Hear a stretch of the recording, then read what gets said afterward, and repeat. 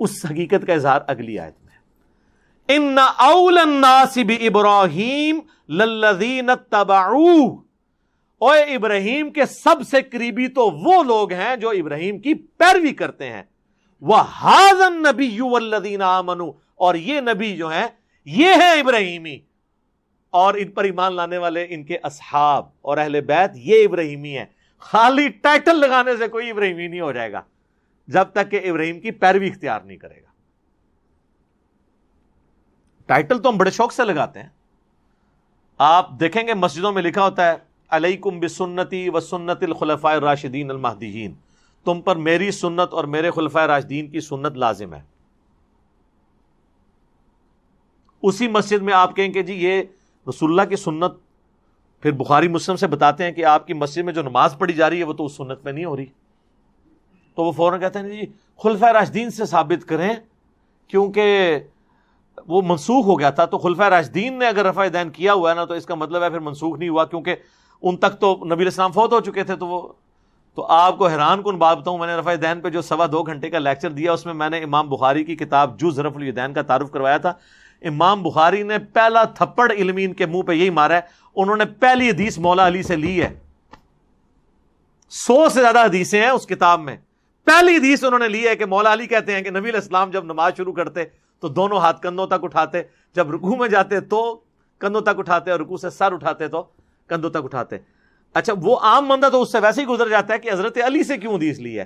حضرت علی سے اس لیے لی کہ اگر حضرت ابوبکر کے زمانے میں کسی کو یہ نہیں پتا چلا کہ حدیث نماز کا طریقہ منسوخ ہو چکا ہے تو حضرت عمر کو پتا چل گیا ہوگا، اگر ان کو بھی غلطی لگی ہے تو عثمان کو پتا چل گیا ہوگا کہ عثمان کو بھی غلطی لگی ہے، تو علی تو پھر چوتھے خلیفہ، اس کے بعد تو کام ہی ختم ہو گیا نا، کیونکہ علیکم بسنتی وسنت الخلفاء الراشدین۔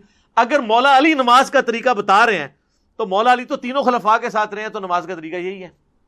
تو اب یہ علیکم بسنتی جہاں لکھا ہے نا ادھر ذرا لوگوں نے دسو بھی اے امام بخاری نے حدیث لئی جے، امام بخاری نے بھی لیا، اور یہ حدیث سنن ابن ماجہ اور ترمذی میں بھی موجود ہے مولا علی سے۔ تو پھر دیکھیں آپ کا اکرام مسلم کیسا کرتے ہیں وہ، اور کیسے آپ کو بتاتے ہیں ہم خلفائے راشدین کے ماننے والے ہیں۔ کہانیاں نے کرا کے رکھو، اہل حدیث کا بھی یہی حال ہے، میں ذرا برابر کر دیں نا، اہل حدیث کیا کہتے ہیں؟ ہم حدیثوں کے ماننے والے ہیں، بس یہ جو قرآن حدیث میں آ جائے وہی ہمارا مذہب ہے۔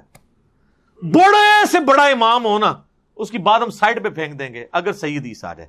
تو سر یہ جو آل امیہ کے اوپر جو میں نے حدیثیں بخاری مسلم سے پیش کی ہیں اہل بیت کی سپورٹ میں، اب بڑے سے بڑا امام یا بزرگ ہے، اب سائڈ پہ کریں نا اسے، انہوں نے حدیثیں ہی سائڈ پہ کر دی ہیں، حدیثیں سائڈ پہ کر کے تو میرے چار دوڑے نے کہ تو حدیثیں بیان کیوں کی تھیاں۔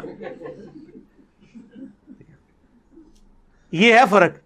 اصل میں جب تک آپ کے مفادات پہ ضرب نہ پڑے آپ کے منہج کلیئر ہی نہیں ہوتا۔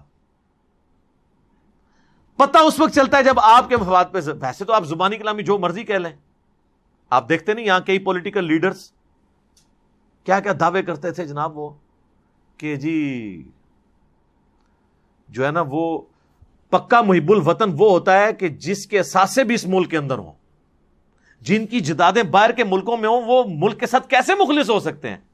یہ ہمارے پرائم منسٹر صاحب ہمیں بتاتے تھے نا، آج ان کی کابینہ میں کیا کیا گل کھلانے والی ہستیاں آ گئی ہیں جن کے باہر اثاثے نکلے ہیں، اب وہ اپنی ڈاکٹرن بھول گئے ہیں۔ یہ ہوتا ہے فرق۔ پریکٹیکلی جب بات آتی ہے پھر پتہ چلتا ہے کہ آپ اب کس کے ساتھ کھڑے ہوئے ہیں۔ ویسے آپ کسی کو جتنے مرضی بھاشن دیں، یہ دنیا میں ایک وہ میں نے مثال اس لیے پیش کی، ہم سب کچھ دیکھ رہے ہیں، دوسروں کو آپ ماشاءاللہ جتنے مرضی بھاشن دیتے رہے، جب اپنے اوپر بات آتی پھر پتہ چلتا ہے۔ تو یہاں پہ بھی آپ دیکھیں گے جیسے ہی وہ حدیثیں پیش کریں گے تو وہ کہیں گے نہیں نہیں وہ اہل حدیث ہیں، لیکن ہم نے دیکھنا ہے ہمارے بزرگ کیا کہہ کے گئے ہیں، سلف کیا کہہ کے گئے ہیں، اور سلف سے مراد ان کے سلف صحابہ نہیں۔ وہ تو میرا بھی رات کو کلپ ریکارڈ ہوا ہے نا، اس میں میں نے بتایا کہ سلف، پہلا سلف تو پھر صحابہ ہے نا۔ تابعین یہ لفظ استعمال کرتے تھے کہ سلف کا یہ موقف ہے۔ جب تابعی کہہ رہا ہوتا تھا سلف تو وہ کس کو کہہ رہا ہوتا تھا؟ امام حنیفہ، امام شافعی، امام مالک کو، ابن تیمیہ کو، یا صحابہ کو؟ تو صحابہ کرام جو حدیثوں کا فہم لیا کرتے تھے، اگر وہ فہم آپ نے نہیں لینا، اور بعد میں تو سنی شیعہ تفریق میں امام بھی پارٹی بن گئے، ان کے آپ نے فہم لینے ہیں، تو پھر تو صحابہ سے اوپر آپ نے ان کو درجہ دے دیا۔ تو میں نے پھر اس میں رات کو بتایا نا کہ عمار کو باغی جماعت قتل کرے گی، عمار ان کو اللہ کی طرف اور جنت کی طرف بلائے گا، وہ جماعت دوزخ کی طرف بلائے گی. یہ صحیح بخاری کی حدیث ہے 2812. تو اس حدیث کے اوپر صحابہ کا فہم کیا ہے؟ اور جس نے عمار کو قتل کیا ہے وہ خود صحابی ہے، ابو الغادیہ. پوری زندگی روتا تھا، مسند احمد میں حدیث ہے کہ مجھ سے عمار کا قتل ہو گیا، اور حضور نے فرمایا تھا عمار کا قاتل اور مال لوٹنے والا جہنم میں. وہ روتا تھا، یہ اس کی طرف سے سوائیاں پیش کر رہے ہیں. یہ فرق دیکھا آپ نے؟ تو فارم صرف چل رہا ہے بزرگوں کا. سر ہر ایک نے اپنا اپنا بزرگ ملا ہوا ہے، اور اس سے ایک سیکنڈ کے لیے بھی جو ہے نا وہ غافل ہونے کے لیے تیار نہیں ہے. تو اللہ تعالیٰ ہمارا کہ ابراہیمی وہ ہیں جو ابراہیم کی پیروی کریں، اور یہ ہیں نبی صلی اللہ علیہ وآلہ وسلم اور ان کے ماننے والے. واللہ ولی المؤمنین، اللہ تعالیٰ پشت پناہ ہے ایسے اہل ایمان کا